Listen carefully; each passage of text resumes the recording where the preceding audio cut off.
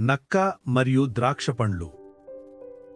ఒక వేడైన మధ్యాహ్నం ఆకలితో ఉన్న ఒక నక్క గ్రామ ప్రాంతంలో నెమ్మదిగా తిరుగుతోంది. ఎండ బాగా మండుతోంది. దారిమట్టి వేడిగా ఉంది.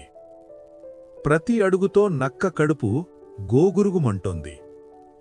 ఉదయం నుంచి అది ఏమీ తినలేదు. నాకు ఆహారం కావాలి, నక్క తనలో తాను అనుకుంది. ఏదైనా తీయగా ఉండాలి, రసంగా ఉండాలి, నాకు బలమివ్వాలి.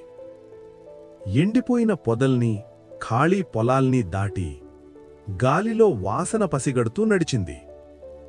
అప్పుడు ఒక నిశ్శబ్దమైన ద్రాక్షతోట దగ్గరికి వచ్చింది. చెక్క కర్రలపై పచ్చని ద్రాక్షతీగలు విస్తరించి ఉన్నాయి. ఆకులు గాలికి మెల్లగా కదులుతున్నాయి. అక్కడ కొంచెం చల్లగా ఉంది. నక్క జాగ్రత్తగా లోపలికి అడుగుపెట్టింది. అప్పుడే అది ఆగిపోయింది. పైకి చూసి ఆశ్చర్యపోయింది. ఎత్తుగా పెద్ద పెద్ద ఊదారంబు ద్రాక్ష పండ్లు ఎండలో మెరిసిపోతున్నాయి. అవి చాలా తాజా, రసంతో నిండినట్టు కనిపించాయి. నక్క పెదవులు నాకింది. అబ్బా అని అనుకుంది. ఇవి తింటే ఎంత బాగుంటుందో. చాలా తీయగా ఉంటాయి. ఈ ఎండలో ఇవే నాకు కావాలి. నక్క కొంచెం వెనక్కి వెళ్ళి కాళ్ళు బలంగా నేలపై పెట్టి బలంగా దూకింది. అయ్యో! ద్రాక్ష అందలేదు. పండ్లు గాలిలో ఊగుతూ నక్కకు అందకుండా కదిలాయి. నక్క కిందపడి ముఖం మార్చుకుంది. మళ్లీ కాళ్ళు ఊపి గాలి పీల్చుకొని ఇంకోసారి దూకింది. ఈసారి ఇంకా ఎత్తుగా దూకింది. చేతులు చాచింది.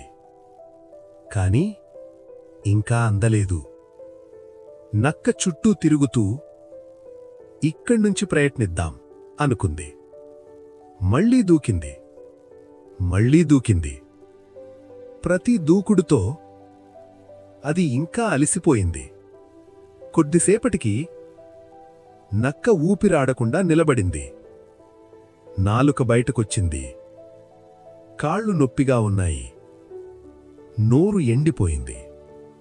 కాని పైకి చూస్తే ద్రాక్షపడ్లు అలాగే ఉన్నాయి. తీయగా కనిపిస్తూ ఎవరూ తాకడి విధంగా నిశ్శబ్దంగా వేలాడుతున్నాయి.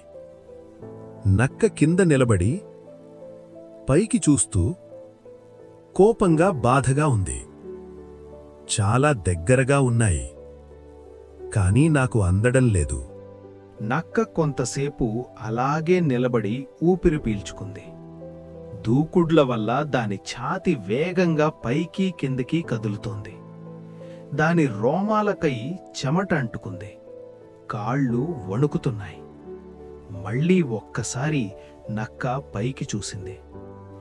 ద్రాక్ష పండ్లు ఇంకా ఎత్తులోనే ఉన్నాయి. ఎండలో మెరిసిపోతున్నాయి. నక్కకు ఇంకా అందకుండా ఉన్నాయి. నక్క మనసులో భారంగా అనిపించింది. మొదటిసారి దానికొక కొత్త భావన కలిగింది. సిగ్గు. ఎవరైనా నన్ను చూస్తే, ఇన్నిసార్లు దూకి విఫలమైనట్టు చూసి నవ్వితే? నక్క చెవులు కదిలాయి. వెంటనే నక్క తనను తాను సర్దుకుంది.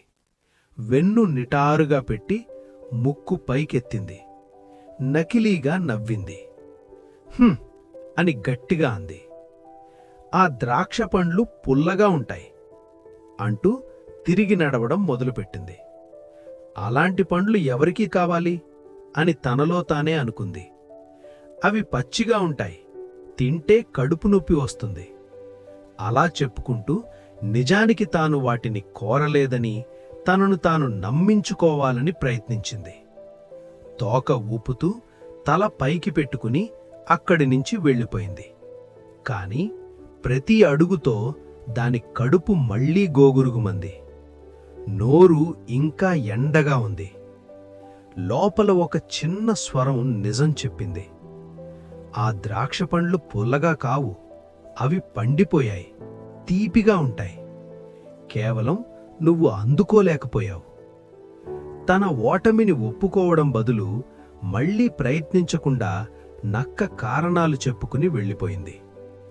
దూరంగా వెళుతూ ద్రాక్ష తోట వెనుకే మిగిలిపోయింది. పండ్లతో అవకాశాలతో నిండుగా ఉంది. నక్క మాత్రం తన ఆకలిని వెంట తీసుకెళ్ళింది. కేవలం కడుపులోనే కాదు, మనసులో కూడా. నీతి: మనకు అందని దానిని తప్పు అని చెప్పడం సులువు. నిజమైన తెలివి అంటే ప్రయత్నాన్ని, విఫలతను, నిజాన్ని ఒప్పుకోవడం, కారణాల వెనక దాక్కోవడం కాదు. చూసినందుకు ధన్యవాదాలు. ఇంకా మంచి కథల కోసం టైనీ టాడ్లర్ టైమ్స్ ఛానల్ను తప్పకుండా సబ్స్క్రైబ్ చేయండి.